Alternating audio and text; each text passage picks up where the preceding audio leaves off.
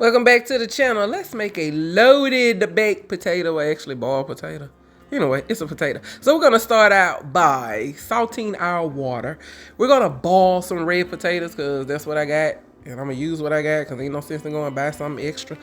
And then we're going to cut up some bell pepper and some onion. I'm using red onion because that's what I mainly buy. But you can use yellow, white, whatever onion you got. Use what you got to get where you're going, baby. And where you're headed to is a delicious meal. That is it, that is all, right? Anyway, let's cook, let's eat. Everybody repeat, it's Vittles time. All right. Thank y'all for chilling with me. This video is going to be less than 15 minutes. I tried to get it to 10, but I couldn't cut out enough stuff. So this is what y'all gonna get. So thank you for chilling and hanging out with me. That is Trompo meat, which is pork. It's just a different cut of pork, all chopped up nice and finely. You can get it in the meat section of your local Mexican grocery store. All right, we're gonna add some garlic powder and some onion powder, and I'm gonna use some Raes Cajun rub. You can use whatever you got. If you have some Weber kicking chicken, please roll with that because it is delicioso. Okay. All right, and we're going to smash that around, and when it is done frying, we're going to set it to the side. We're going to clean our pan out. We're going to put a little olive oil in there. We're going to saute our veggies. Please dice your veggie up. After you have sliced them, julienne them, then you want to dice them. That's what I did. Please do that. You don't really have to, but you know, it'll be good if you did. All right, and I cooked it till they were kind of scorched, right? Now set them to the side. I kept the pan, cause that's what I want, right? It's time to make our roux. So I kept the pan dirty with the veggies like that. We're gonna saute our shrimp. I actually fry our shrimp. Pan sear. There you go.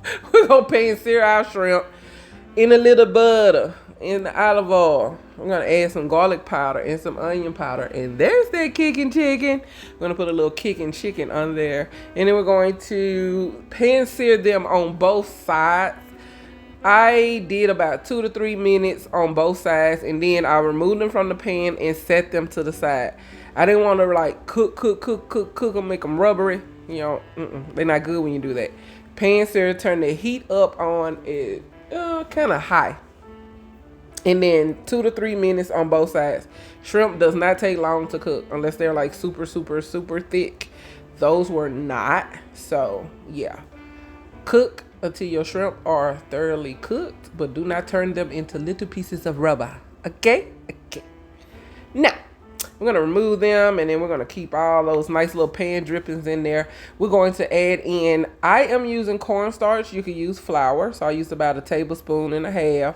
I'm gonna put some butter in there. That way it can loosen up some of the pan drippings, along with adding a little of that moisture look to our cornstarch, right?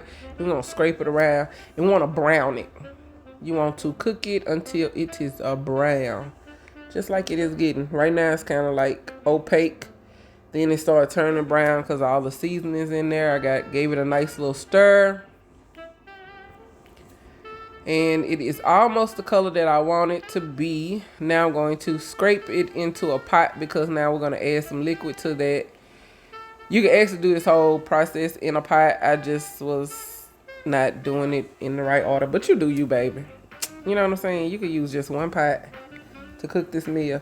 I use 1/2 cup of heavy whipping cream, and I'm going to, because I like my food a little spicy, not a lot spicy, but like a little spicy, I'm going to add in 1 tablespoon of the chili garlic paste and 1 tablespoon of some Creole mustard.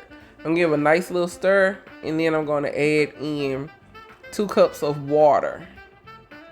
But we're gonna season it up first. So I'm gonna put some Raes in there, gourmet rub, and then you can add onion powder, garlic powder.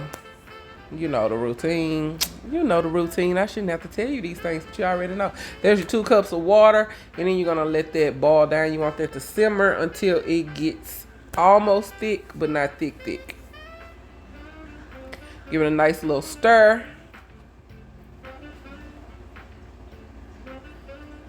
All right, I didn't have any of those little fall pans from the dollar store, and I wasn't about to leave home to go get none.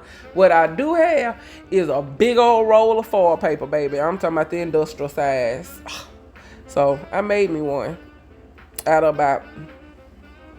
I just made I took like a big sheet and just kept folding it until I got what I needed, and then add a little bit more. And my potatoes, I had to cut a little piece of that brown off because it was weirding me out. But I knew it was just potato, but you know. It's how my brain works. I'm going to smash these potatoes. And remember, I wanted that potato texture, so I boiled them. If you want them to be like mashed potatoes, then you can bake them. But I wanted it to be between the mashed potato and the chunky, if that makes sense.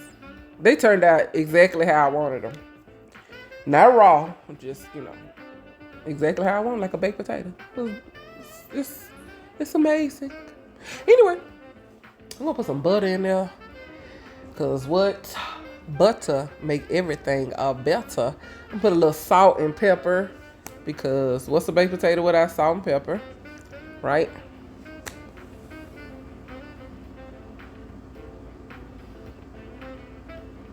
I hope you checked in on yourself. I hope you checked in on somebody else.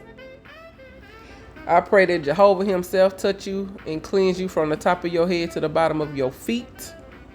We're going to place that in the oven. As a matter of fact, let's say a prayer. Our Father, which art in heaven, hallowed be thy name. Thine kingdom come, thine will be done on earth as it is in heaven. Give us this day our daily bread, and forgive us our debts as we forgive our debtors. Lead us not into temptation, but deliver us from evil. For thine is the power, the kingdom, and the glory forever. Amen. All right, they come out the Bible. Now, I steam me a little broccoli. You can put whatever you want on your potato, baby. If you got some kale, do you some kale. If you got spinach, do spinach. If you got asparagus, you know what I'm saying. Just do whatever you want to put on your tater that's already at your house. Put it on your tater, because guess who's going to have to enjoy it? Yep. All right. Oh, look how pretty it is. Tater time. Y'all see that chunky? Now we're going to cheese it up, because it needs some cheese. It just needs some cheese, Chad. What's a potato without cheese? Unless you're lactose intolerant. Now, if you're lactose intolerant, that's going to be a problem, Chad. You ain't going to want to eat that. You ain't going to want to put that cheese on there. Unless you use some of that fake cheese. They call it vegan cheese. Yeah, I don't know about that. Yeah, you try and let me know. Anyway, so we're going to mix that cheese in there. Yeah, get it in there, girl. Stir. Stir. Stir. And I'm going to put some sour cream on mine. You don't have to use sour cream. If you want sour cream, put sour cream in there. But if you can't have sour cream, don't use sour cream. Understood? Simple as that. Look at that. And I'm going to mix it in really well. Put a little bit more butter, because y'all know a tater ain't good unless it got some butter, Chad. This is not a healthy meal. I need everybody to know that. Listen to me. This is not a healthy meal. Ain't nothing about this meal healthy. Not nothing. It got salt in it. Well, it got sodium, which is salt. It got butter, sour cream, cheese,